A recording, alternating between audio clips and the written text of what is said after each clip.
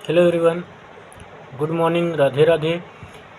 पिछली वीडियो में मैंने आपको बताया था कि हम अपनी 2027 की प्रिपरेशन स्टार्ट करने वाले हैं, जिसमें हम लोग साथ में अपनी जर्नी स्टार्ट करेंगे कि और साथ में फॉलो करेंगे कि कैसे हमको करना है। बट एक चीज़ बहुत इम्पॉर्टेंट है, सिर्फ प्रिपरेशन इसका स्टार्ट कर देने से सिलेक्शन नहीं होता है। हमें पता होना चाहिए कि हमें जाना कहाँ है और वहाँ तक पहुँचने का रास्ता क्या है। इसलिए आज की वीडियो में मैं आपको बताने वाला हूं कि मेरा कंप्लीट रोड मैप क्या है 2027 सीजीएल के लिए, कि मैं क्या पढ़ूंगा, कैसे पढ़ूंगा, पीआईक्यूज़ कैसे सॉल्व करने, कहां से लेना है और कैसे मॉक देना है और कब मॉक देना स्टार्ट करना है। सो लेट्स स्टार्ट करते हैं। अपना फर्स्ट इंट्रो में बात करते हैं। सबसे पहले मैं एक चीज़ क्लियर करना चाहता हूँ, मैं सीजीएल की प्रिपरेशन बिल्कुल जीरो से नहीं करूँगी कि मैंने कुछ एग्ज़ाम जैसे सीजीएल 2025 प्री क्वालिफाइड हूँ और रेलवे ग्रेजुएट लेवल और एमपीजीएल पर ही एग्ज़ाम क्वालिफाई किया है। तो मुझे अपनी प्रिपरेशन में ये एडवांटेज है कि मुझे कॉम्पिटिटिव एग्ज़ाम का थोड़ा बेसिक आइडिया है, लेकिन इसका मतलब ये बिल्कुल भी नहीं है कि मुझे कंप्लीट नॉलेज है। इसलिए मैं अपना फुल एफ़र्ट लगाऊंगा जिससे हमारा नेक्स्ट 2027 वाला एग्ज़ाम 100% क्लियर करने की कोशिश करें। मुझे भी अपनी वीकनेस को स्ट्रॉन्ग करना है और मेनली जो मेरे को मोस्ट इम्पॉर्टेंट थिंग है, कंसिस्टेंसी मेंटेन करना है। अगर आपको भी कंसिस्टेंसी मेंटेन करना है तो अपने आप को फोकस्ड रहना है, और इसीलिए मैंने आपकी प्रिपरेशन को डिफरेंट फेज में डिवाइड किया है। फिर हम आपको बताते हैं जो हमारा फर्स्ट स्टेप होगा, जैसे हमने रेडी किया है। फर्स्ट स्टेप होगा जिसमें हमको फाउंडेशन प्लस कॉन्सेप्ट को सबसे पहले देखना है। फाउंडेशन में हमको क्या करना है, इस पेज में मेरा फोकस रहेगा कि सबसे इम्पोर्टेंट कॉन्सेप्ट प्रॉपर्ली क्लियर हों। क्वांट में जो हमारा ये वाला क्वांट वाला है, क्वांट में हमको फाउंडेशन और कॉन्सेप्ट बिल्डिंग में फोकस करना है, जिससे हमको कंप्लीट अपने जो कॉन्सेप्ट हैं उनको कंप्लीट करना है और अपनी कैलकुलेशन स्पीड को बूस्ट करना है।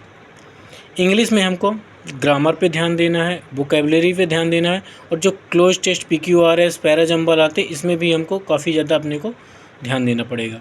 नेक्स्ट पॉइंट की हम बात करें, अगर रीजनिंग में जो हमको कॉन्सेप्ट पे ध्यान देना और प्रैक्टिस पे ध्यान देना है मेनली जो है।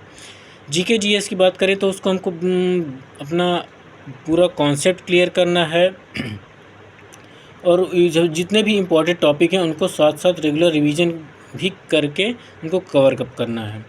मैं सिर्फ लेक्चर देखकर सिर्फ ओनली लेक्चर से हमारा जो है कंप्लीट नहीं होने वाला है। इसके लिए हमको क्या करना है, लेक्चर बस से हमारा जो मतलब है कि हमको सिर्फ लेक्चर देख लिए हमारा सिलेबस कंप्लीट हो जाएगा, ऐसा नहीं है।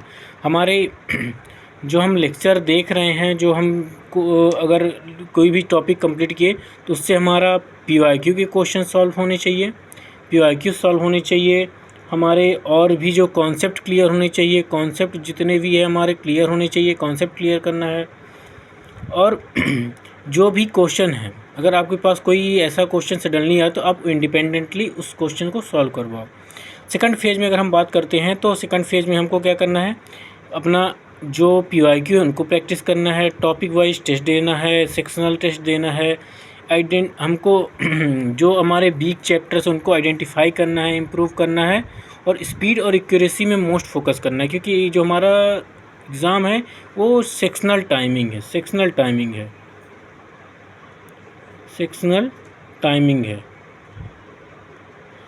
टाइमिंग के चलते हमको बहुत ज़्यादा प्रैक्टिस, और जो हम लास्ट में हम जो करेंगे फुल लेंथ मॉक देंगे, मॉक को एनालिसिस करने की। सब मेन पॉइंट यही है, मॉक को एनालिसिस करना, मल्टीपल रिवीजन करना है, एरर की नोटबुक बनाना है और एग्ज़ाम ओरिएंटेड प्रिपरेशन हमको करना है। सो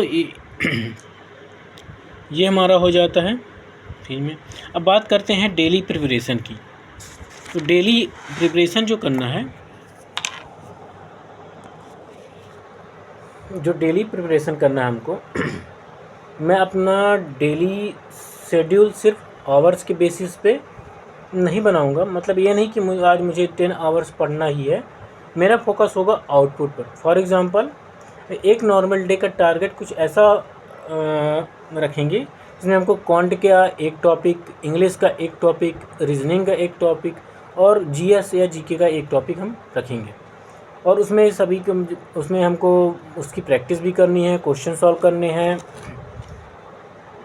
और अंत में हम प्रीवियस पीवाईक्यू भी देखेंगे और उनमें से जो मिस्टेक्स होंगी उनको एनालिसिस करेंगे। और दिन के एंड में हम चेक करेंगे कि हमारा कितना टारगेट कंप्लीट हुआ, कितना इनकम्प्लीट है, इस पे फोकस करेंगे और लास्ट में अपने आप को एनालाइज करेंगे। अब यहाँ पे बात आती है, आप जब हमारे साथ प्रिपेयर करेंगे तो आपको प्रॉफिट क्या रहेगा, हमारा डेली टारगेट फिक्स रहेंगे। डेली टारगेट में हम जितना ज़्यादा हो सकेगा उतना ज़्यादा अपना एफर्ट यूज़ करेंगे। इसके चलते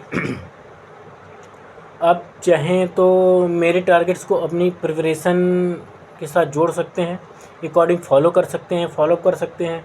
मैं अपनी मिस्टेक्स शेयर करूंगा, मॉक्स के स्कोर्स और एनालिसिस शेयर करूंगा कि मैंने कितना स्कोर किया, कितना एनालिसिस किया। ये सब चीज़ें हम बात करेंगे, क्योंकि रियल प्रिपरेशन में हर एक सेक्टर पे हर दिन फोकस करेंगे और हर एक दिन हमारा परफेक्ट नहीं होगा, हमको हर दिन अपने अकॉर्डिंग रिजल्ट नहीं मिलेगा। तो इसके लिए हमको डिमोटिवेट बिल्कुल भी नहीं होना है। तो हमारा और लास्ट में हमारा जो गोल है कम्प्लीटली क्लियर है कि हमको 2027 एसएससी सीजीएल देना है और उसको क्वालिफाई करना है। और उसके लिए मुझे एक long term systematic route plan follow करना पड़ेगा, जिसके लिए आप और हम मिलकर उस चीज़ को अचीव करेंगे। और ये साइकिल हम बार बार करते रहेंगे। तो इसको जो आगे की प्रिपरेशन है उसमें अप्स एंड डाउन दोनों आएंगे। कभी हम मोटिवेटेड भी रहेंगे, कभी हम डिमोटिवेटेड भी रहेंगे। और बट मैं अपनी जो जर्नी है उसको कंप्लीट डॉक्यूमेंट्री करूँगा और आपके साथ शेयर करूँगा। अगर आप भी हमारे साथ शामिल होना चाहते हैं तो कमेंट में डे फर्स्ट टाइप करके लिखें, जिससे हम अपना फर्स्ट डे का टारगेट शेड्यूल करते हैं। उसके हिसाब से फिर हम अपनी प्रिपरेशन स्टार्ट करेंगे। सीजीएल 2027 का रिजल्ट के दिन हम दोनों के पास सेलिब्रेट करने की वजह होनी चाहिए, इसलिए आज से हम अपना वर्क स्टार्ट करते हैं। और कमेंट में आप डे फर्स्ट लिखकर ज़रूर बताइए, जिससे हम अपना नेक्स्ट वीडियो अपलोड कर सकें। Thank you.